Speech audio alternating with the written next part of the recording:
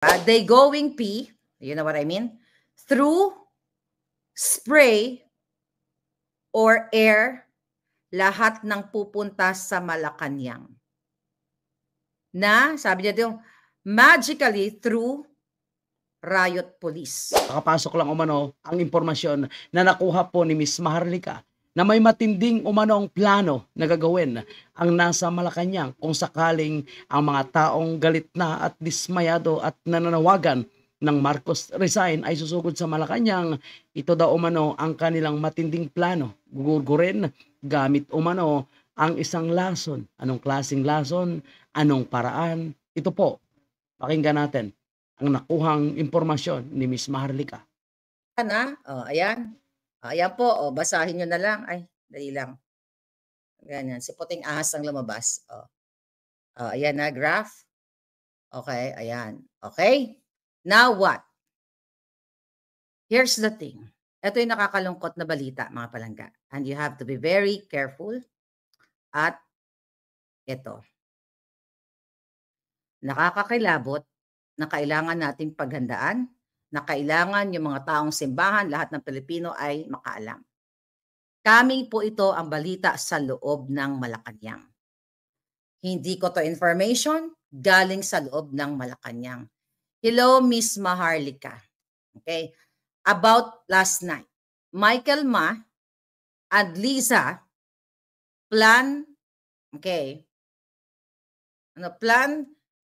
sa protest rally kapag pumunta na yung tao sa Malacanang.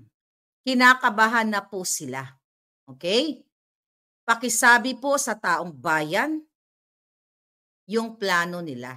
Okay? This is not my words. Coming from our puting ahas. Miss Maharlika, ito yung narinig namin sa meeting. Please, sabi niya dito, please protektahan niyo po yung aking identity. Baka magurgur ako. They going poison nakalagay dito. Diba? They going pee, you know what I mean? Through spray or air, lahat ng pupunta sa Malacanang. Grabe, mga kababayan po natin. Kung ito po ay lehitimong impormasyon, nakakatakot man ang mangyayari sa mga taong pupunta at susugod sa Malacanang, mga kababayan po natin. Siyempre, posibleng isa po tayo sa mapasama dyan, mga kababayan po natin, kung sakaling matuloy man itong lakad or itong marcha ng ating mga kababayan papuntang Malacanang. Magbibigay po tayo ng update sa mga kaganapang iyan kung sakaling magaganap po. Pero ngayong nabasa natin ito, dapat po ba tayong matakot? Ngayong narinig po natin ito, dapat po ba tayong matakot? Hindi po dapat tayo matakot, mga kababayan po natin. Dahil unang-una, wala naman pong masamang intensyon itong mga kababayan po natin na nananawagan po sa pagkadismaya. Tayo, wala naman po tayong masamang intensyon, kundi magpahayag ng ating nararamdaman. Magpahayag dahil po sa hindi na maganda ang ginagawa ng administrasyon ito. Pero kung ganito po ang kanilang plano, anong klaseng tao, anong klaseng puso't mayroon sila? Ay bakit kasi hindi nila ginagampanan ng maayos ang kanilang trabaho?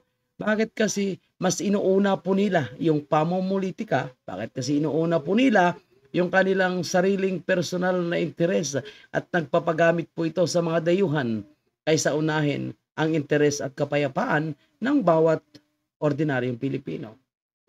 Ngayon, tinatakot nila sa ganitong klaseng issue. Ngayon, imbis na tutukan ang problema sa flood control, mahal na pangunahing bilihin, talamak na krimen at kalakaran ng illegal na droga, abay mas inuuna pa nilang i-crucify ang mga Duterte at gumamit ng isang quadcom para umano'y ipahiya at idiin ang mga Duterte. At kinakausap ngayon ang mga pulis na bayaran. Kasama na po itong si Espinido para sirain po itong mga Duterte. Sa ginagawa nila, imbis na mapalamig ang damdamin ng sambayan ng Pilipino, ilalo pa nilang pinapaliyab, mga kababayan po natin. At ang plano nilang gurgurin ang mga Pilipino. Kaya ba talaga nilang gawin ito? Anong klaseng isip at pag-iisip yung mga ito? Alam niyo yung makakagawa nito ay yung talagang sabog na sabog sa paggamit ng pulburon. Walang away, di ba? Tapos ngayon ganito kasama ang kanilang plano. Hindi naman natin sinasabing ito na ang kanilang plano dahil may natanggap na impormasyon si Marlica, hindi imposible ito, mga kababayan. Posibleng gagawin nila ito kung sakali man, 'di ba? Kaso may nagpalabas lang po na impormasyon na intel. Kung sino man ito, maraming salamat dahil inabot mo yung kay Miss Marlica at natanggap po natin 'yan. At sabihin din po natin sa ating mga kababayan, ipaparating po natin itong kanilang masamang plano. Na, sabi niya dito, magically through riot police.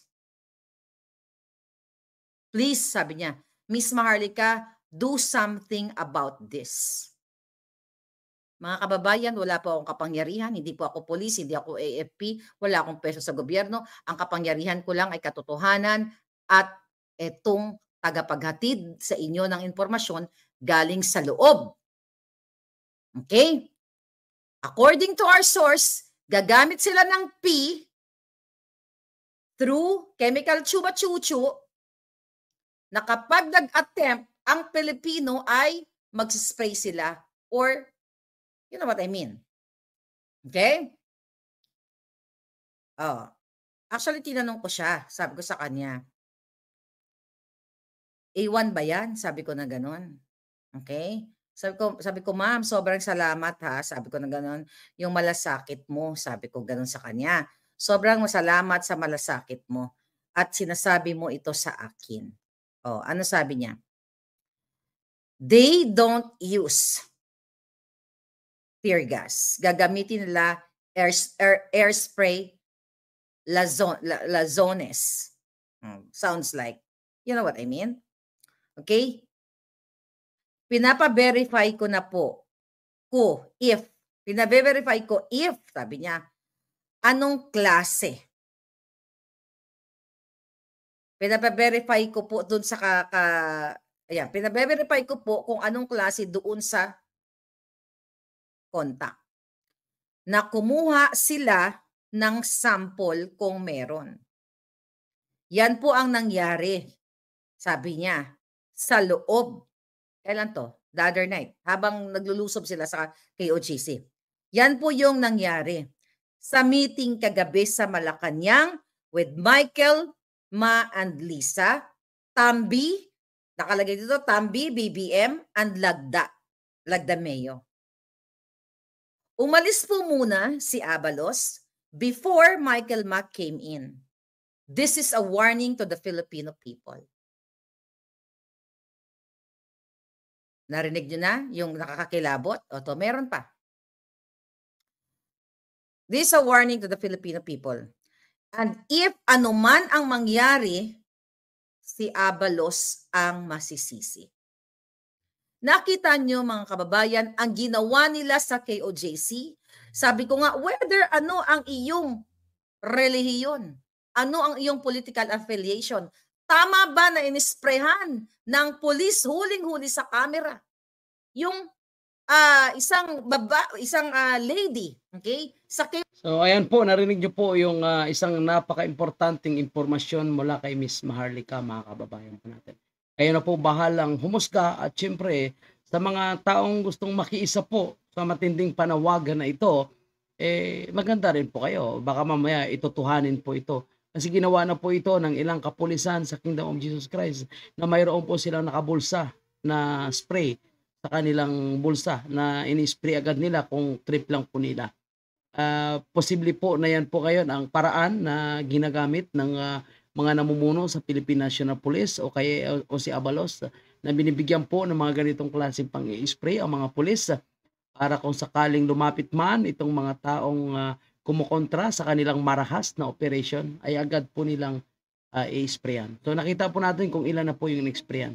At madalas hindi po nananakit or walang ginagawang masama, kundi pinagtitripan lang po talaga ng mga pulis. Hindi natin alam kung sila talaga ay pulis o sila ay mga tulisan o mga preso na ipinalabas at pinasuot lang ng pulis para ma-deploy doon sa QGC.